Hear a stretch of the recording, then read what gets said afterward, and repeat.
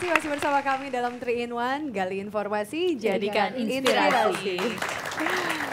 Dan di segmen ini kita kehadiran tamu yang sangat spesial untuk kita semua, untuk Mas Anies juga sangat spesial.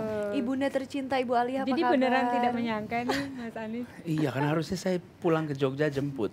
Harusnya, ternyata udah datang duluan, Ternyata nggak duluan. boleh jemput ya. Iya. Tapi Ibu, kalau tadi kan kita sempat mendengar cerita-cerita dari sahabat masa SMA. Kalau Ibu kan dari melahirkan sudah tahu seperti apa sosok dari Mas Anies sendiri.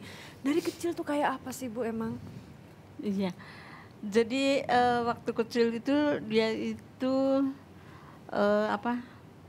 punya keinginan kuat gitu. Udah kelihatan dari umur berapa itu Bu?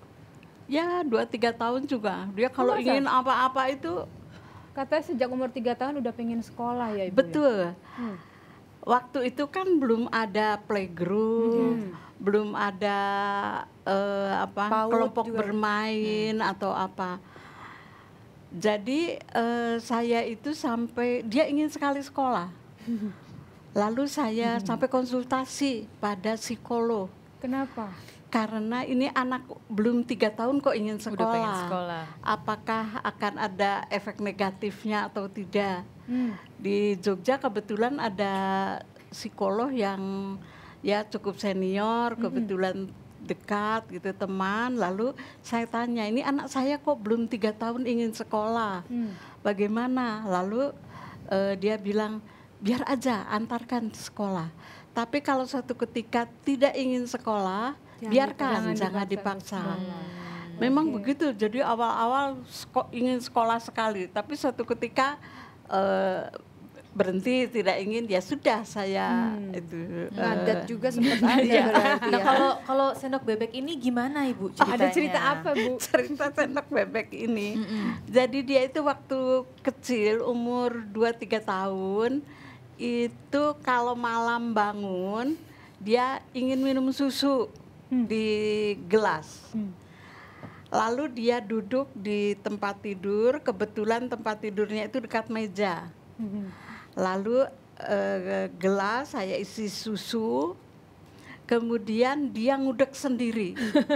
Ngudek sendiri gitu. terus selama-lamanya. Harus sendok Kenapa bebek kok itu? lama sekali? Supaya manis katanya. Supaya manis. Susunya susu bubuk atau Kenapa? susu bubuk? Zaman itu kan jarang susu bubuk ya, susu sapi. Padahal udah cair juga, masih Udah diaduk cair, terus diaduk.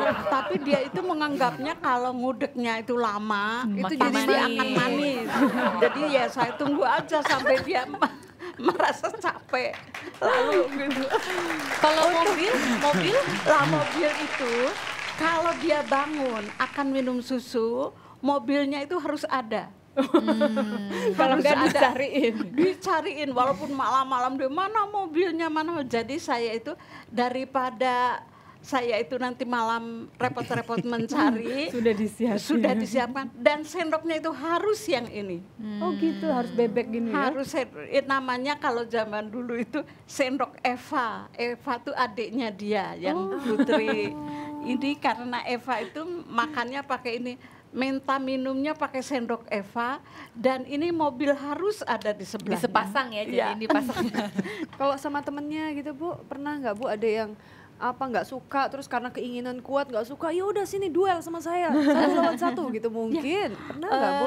Pernah satu ketika itu dia itu dengan teman-temannya, mungkin ya dia agak sedikit gimana lah, bandel atau gimana, dikeroyok oleh teman-temannya, dikeroyok teman-temannya. Waduh, saya ini guru, pulang mengajar, saya melihat, waduh ini gimana ini ya, anak saya kok dikeroyok begini. Tapi biarlah, pasti dia juga yang menimbulkan masalah. Dibiarkan. Nah kalau sosok pemimpinnya untuk ke adik-adiknya itu sudah kelihatan kah sejak kecil? Atau Iya, seperti apa? dia Kakak yang sudah- seperti apa sih? Dia ya suka banyak ngatur pada adik-adik juga, ya banyak ngatur. Paling tua soalnya ya. Paling tua karena ya. Nah, kalau Mas Anies, yang membentuk Mas Anies punya pola pikir akhirnya sampai seperti yang sekarang ini, ada peran dari orang tua? Saya sebenarnya, Pak, makanya itu saya tadi sempat cerita. ketika saya menjalankan di sekolah dan lain-lain, saya hanya menjalankan apa yang biasa dilakukan di rumah. Dan di rumah Bapak Ibu itu sangat terbuka, mendiskusikan apa saja, boleh melakukan apa saja. Saya praktis nggak pernah dimarahin. Boleh melakukan apa saja, termasuk misalnya gini, nggak masuk kelas karena ikut aktivitas macam-macam, nggak ada masalah. Tidak harus nomor 1 di kelas, nggak ada masalah. Jadi nggak didorong untuk kelas aja, nggak. Misalnya saya waktu itu sering berantem, ibu sama bapak membuat saya ikut perpustakaan di Jogja, itu namanya Koran KR, Kedaulatan Rakyat. Saya ikut Koran KR itu anggota perpustakaan. Sehingga saya kalau seminggu 2 kali ke perpustakaan KR, satu-satunya anak di kampung kami yang boleh naik sepeda ke sana. Saya senang ke perpustakaan bukan cari bukunya, boleh naik sepedanya. Naik sepeda ke sana sendirian sore hari, bangganya luar biasa. Jadi sampai dan pulang tuh pakai lampu gitu karena malam-malam pulang. Jadi saya ke sana bukan cari buku. Ibu tidak memberitahu Anis membaca itu penting, membaca itu memperluas wawasan, enggak. Diberikan insentif lain yang membuat saya suka membaca. Dan saya nggak sadar saya sedang diajari membaca. Yang saya tahu adalah saya boleh naik sepeda. Nah, ibu dan bapak itu almarhum punya kalau saya merasakan cara mendidik yang unik, terbuka, tapi tetap bertanggung jawab dan apa yang Anda lihat hari ini, saya selalu mengatakan kita semua ini tak lebih tanda pahala orang tua kita. Jadi itu semuanya. Kalau sosok kakek Abdurrahman Baswedan, Mas Anis cukup seberapa besar pengaruhnya? Sangat besar. Saya lebih banyak mengetahui tentang beliau sesudah meninggal. Sebelumnya saya berinteraksi sebagai kakek. Nggak tahu nih segala macam label-label yang menempel pada dirinya. Cuman yang saya tahu adalah sangat disiplin, bahkan pesan selalu kalau ada waktu kosong baca. Ini kan orang usia lahir tahun 1908, jadi usia-usia yang kita belum pada sekolah. Bukunya ada sekitar 5.000-an waktu itu, bahasa Inggris, Arab, Belanda dan lain-lain. Dan di rumah itu adalah rumah perdebatan. Dan bayangkan berdiskusinya bukan basa-basi, berdebat keras dan bersahabat. Coba cari di mana? Dengan orang yang mungkin tidak satu kelompok. Beda kelompok. Beda Siapapun kelompok. artinya. Agamanya Tapi beda. berteman baik. Ideologinya beda. Tapi mereka yang satu, Dan saya selalu mengatakan. itu sering disaksikan sendiri oleh saya lihat, saya di meja makan, berdebat keras. Dan saya menyaksikan perdebatan itu, belum tentu tahu isi perdebatannya, tapi merasakan nuansanya. Dan kemudian hari saya sering reflektif atas proses itu. Misalnya sebagai contoh, sahabat terdekat kakek almarhum Romo Mangunwijoyo. Seorang Romo, Katolik, kakek saya seorang Muslim, bisa disebut tokoh Islam pada masanya, bersahabat amat baik. Saya sering mengantar saya nggak tahu ini Romo Mangun. Kemudian hari saya baru tahu, ini tuh namanya Romo Mangun. Saya tahunya adalah orang dengan brewok putih, rambutnya putih, berdiskusi, dan itu membekas sekali. Bagaimana di rumah Mas Anis sendiri? Gitu Bagaimana juga. dengan saya kadang-kadang kalau ingat-ingat zaman dulu ya, barangkali saya ini menyebalkan jadi anak itu. Suka mendebat ibu, suka mendebat ayah, tapi mereka tidak pernah membuat saya kehilangan percaya diri.